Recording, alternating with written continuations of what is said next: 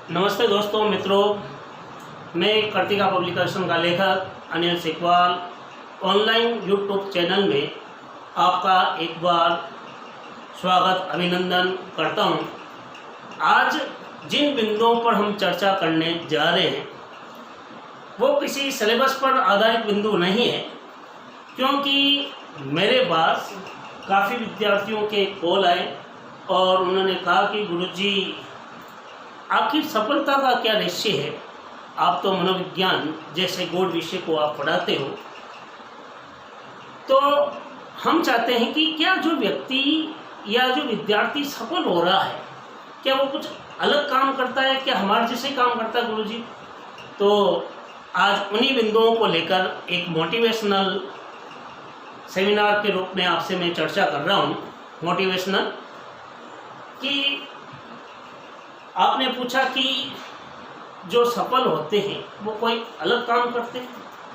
सफल होने वाले जो भी विद्यार्थी है वो कोई अलग काम नहीं करता, केवल उनकी इच्छा शक्ति होती है। पहले तो आप इस चीज़ को कभी मनन किया कि आप में कौन सी योग्यता छिपी हुई है। उस तथ्य को आप पहचानो, और जिस दिन आप उस तथ्य को पहचान लोगे आप स्वतः ही क्या हो जाओगे, सफल हो जाओगे। हम क्या करते हैं, सफलता के पीछे क्या है घूमते रहते हैं। कई बार विद्यार्थी पूछ लेता है कि गुरुजी हमारे पास शायद उचित संसाधन नहीं है, इस वजह से हमारा सिलेक्शन नहीं हो रहा। देखो, सफलता संसाधन आपकी क्या स्थिति इस पर नहीं टिकी हुई है, आपकी इच्छा शक्ति पर टिकी हुई है। अब चीज़ आती है कि सफलता का क्या रहस्य है। जो टॉपिक को लेकर मैं एक सामान्य चर्चा कर रहा हूँ, सभी जो कंपटीशन की तैयारी कर रहे हैं उन सभी के लिए ये महत्वपूर्ण हो सकती है मेरी चर्चा। कि चर्चा का जो विषय था वह है सफलता का रहस्य। क्या है सफलता का रहस्य, क्या है सफलता का रहस्य क्या है। इस बिंदु पर हम क्या कर रहे हैं, आज चर्चा कर रहे हैं। सबसे पहले क्या होता है कि सफलता के रहस्य को जानने के लिए आप भी सफल होंगे तो उसके लिए आपको क्या हो, आपकी इच्छा शक्ति क्या है। पहले तो इस चीज को जानो। बिना इच्छा शक्ति के आप, ऐसा नहीं कि कंपटीशन में ही नहीं, आपके जीवन में भी जब तक आपकी खुद की इच्छा शक्ति नहीं है तब तक आप सफल नहीं हो सकते। इसी वजह से तो कि मनोविज्ञान में मोटिवेशन एक टॉपिक आता है, उसमें ये कहा जाता है कि बालक भी तब तक नहीं सीख सकता जब वो स्वयं, उसकी इच्छा शक्ति नहीं है, उसको तब तक प्रेरित नहीं किया जा सकता। आपने एग्जाम में कई बार रिट हो या फिर हो सकता थर्ड ग्रेड या सेकंड ग्रेड, कई बार एग्जाम में पूछा गया कि घोड़े को तालाब तक ले जाया जा सकता है, उसके पानी पीने के लिए बाध्य नहीं किया जा सकता, क्योंकि जब तक उसकी खुद की इच्छा नहीं होगी वो पानी कैसे पिएगा। तो सीधी सी बात है, आप तब तक सफल नहीं होंगे जब तक आपकी स्वयं की इच्छा शक्ति आप में वो खुद कुछ करने की आपकी इच्छा नहीं है, तब तक आप सफल नहीं हो सकते। दूसरा है इच्छा शक्ति के अलावा यदि आप कोई भी तैयारी कर रहे हो, चाहे वो थर्ड ग्रेड की तैयारी हो, चाहे कांस्टेबल की तैयारी कर रहे हो, पटवारी की कर रहे हो या फर्स्ट ग्रेड की तैयारी कर रहे हो, तो आपका कोई भी तैयारी कर रहे हो तो उसका उद्देश्य बनाओ। क्या बनाओ, उद्देश्य निर्धारित करो कि आप किस उद्देश्य को लेकर वो तैयारी कर रहे हो। कई बार विद्यार्थी पूछता है कि सर गुरुजी ज्ञान है कि मैं पटवारी बनतो कांस्टेबल बन सकूँगा या कांस्टेबल की तैयारी करूँ तो आरएस बन जाऊँगी। तो सबकी तैयारी का स्तर क्या है, अलग है। देखो, कांस्टेबल की तैयारी का उद्देश्य अलग होता है, रिट की तैयारी का उद्देश्य अलग होता है, या सेकंड ग्रेड की तैयारी का उद्देश्य अलग होता है, या फिर आप केंद्र के अंदर अगर आप जाना चाहते हो या केंद्रीय सरकारी सेवाओं में तो उनके उद्देश्य अलग होते हैं। रेलवे डिपार्टमेंट में जाना चाहते हो तो उसके उद्देश्य। तो आप सबसे पहले अपने उद्देश्य का क्या करो, निर्धारण करो कि आपका उद्देश्य क्या है। तीसरी चीज आती है, जब आपने उद्देश्य निर्धारित कर लिया, अब आप उद्देश्य तो निर्धारित किया, लेकिन आप क्या करो, एक योजना बनाओ। बिना योजना के कोई काम नहीं होता। उद्देश्य के साथ आपकी क्या होना चाहिए, योजना होनी चाहिए। क्योंकि यदि इतिहास की घटनाओं को उठाकर देखोगे, इतिहास में भी वही व्यक्ति सफल हो पाया है जिसने योजनाबद्ध तरीके से किसी कार्य को अपने परिणाम तक पहुंचाया है।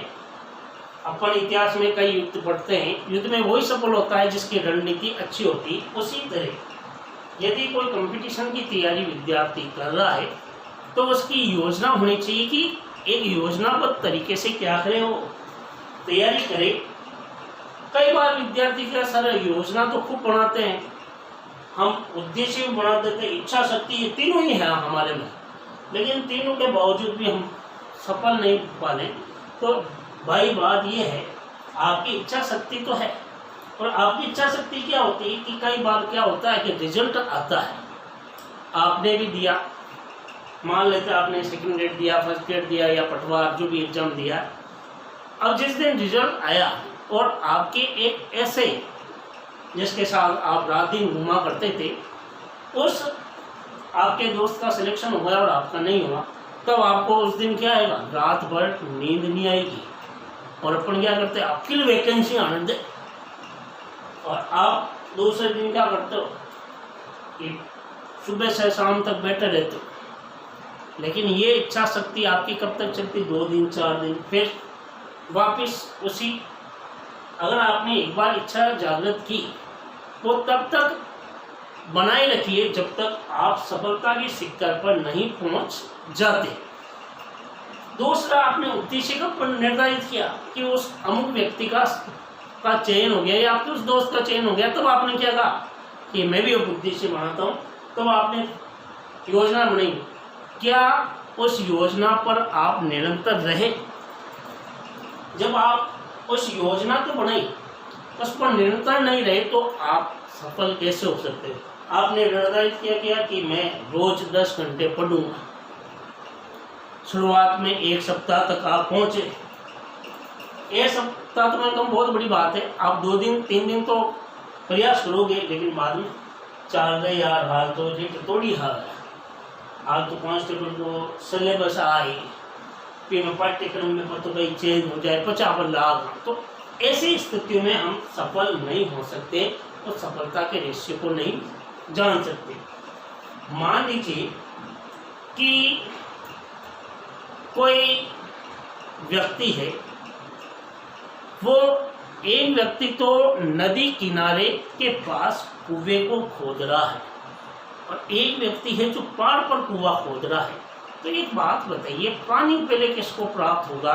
उस नदी किनारे वाले व्यक्ति को होगा या पहाड़ पर खोदने वाले को होगा? नदी किनारे को होगा। तो उसी तरह आपकी योजना निर्धारित कीजिए कि आपको क्या पढ़ना है और कैसे पढ़ना है और कौन कौन से टॉपिक को पढ़ना महत्वपूर्ण है, क्योंकि पाठ्यक्रम बहुत व्यापक होता है।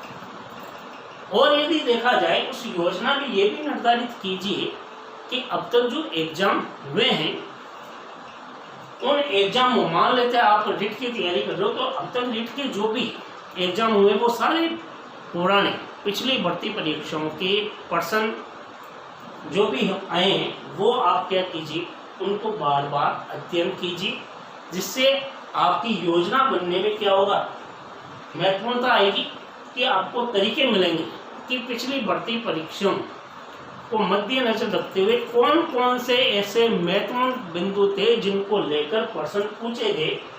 हो सकता है वो टॉपिक ज़्यादा इम्पोर्टेंट हो ताकि आपको प्रश्नों की प्रकृति पहचानना आए।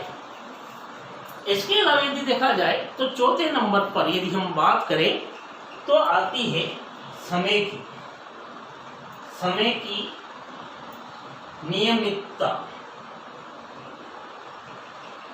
समय की क्या नियमितता? आप समय का क्या रो, समय का पाबंद रो। आपको इस समय पढ़ना मतलब पढ़ना है। ऐसा नहीं एक दिन तो 10 घंटे पढ़ लिए, दूसरे दिन 2 घंटे पढ़ लिए, तीसरे दिन आधा घंटा और चौथे दिन अब एग्जाम में पढ़ा। तो समय की नियमितता नहीं रहेगी तो आप सफल नहीं हो पाओगे, सफल नहीं हो सकते। तो समय को क्या करो, यदि आप समय में बंधे नहीं तो ये मान के चलना आप सफल नहीं हो सकते। इसके अलावा यदि देखा जाए तो एक चीज आती है ध्यान केंद्रितता। क्या आती है? ध्यान केंद्रीकरण।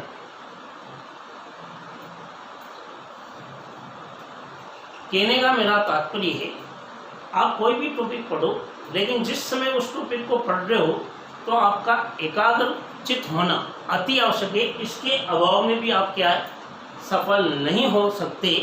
तो ध्यान केंद्रीकरण को भी क्या माना गया, महत्वपूर्ण आधार रखा गया। इन 5 बिंदुओं पर अगर आप मनन करता है कोई भी विद्यार्थी तो निश्चित ही वो जीवन में क्या हो सकता है, सफल हो सकता है। इसलिए किसी व्यक्ति ने ये कहा था कि सफलता के हिरक रतन परिश्रम के फावड़े से ही क्या है, परिश्रम रूपी जो फावड़ा है उससे ही सफलता के हिरक रतन निकाले जाते हैं।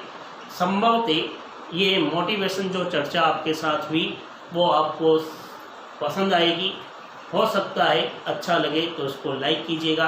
इन गहरे बिंदुओं पर आप अपने आप को मनन कीजिए। जय हिंद, जय भारत, धन्यवाद।